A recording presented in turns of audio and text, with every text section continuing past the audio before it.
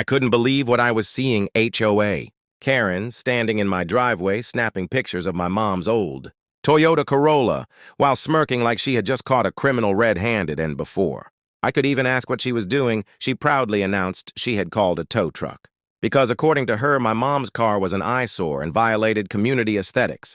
And I just froze because my mom had worked her whole life for that car. It wasn't junk, it wasn't abandoned, it was simply parked in front of my house for the weekend while she visited me, and I had been inside making us tea when Karen struck like a hawk circling. Roadkill, she started yelling about bylaws and waving papers like she was some kind of cop.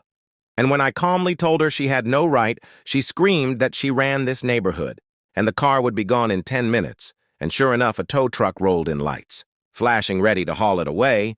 But what she didn't know was that my mom's car had a bright orange tag on the license plate marking it as a vehicle protected under the state's Disabled Veteran Program, which meant any attempt to tow it without a court order was not only illegal but a felony offense, and I whipped out my phone recording.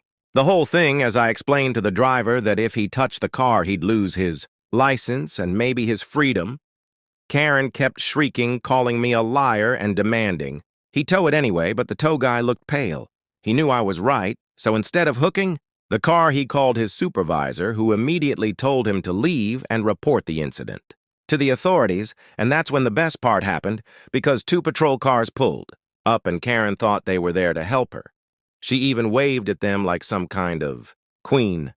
But the officers walked straight past me and went directly to her after I showed them the recording and the veteran tag on the car within minutes. Karen was in handcuffs for attempted vehicle theft, harassment, and misuse of HOA authority. Her face turned beet red as neighbors gathered on the sidewalk watching. The woman who had terrorized all of us for years gets shoved into the back of a squad car, the same woman who fined people for lawn colors and Halloween decorations, now begging the cops to let her go. And as she was driven off, I turned to the neighbors and said with the biggest grin, "Sometimes justice doesn't need a gavel sometimes. It just needs a camera and the truth. So if you love watching Karens crumble under their own arrogance, make sure you hit that subscribe button right now. Because trust me, you don't want to miss the next story."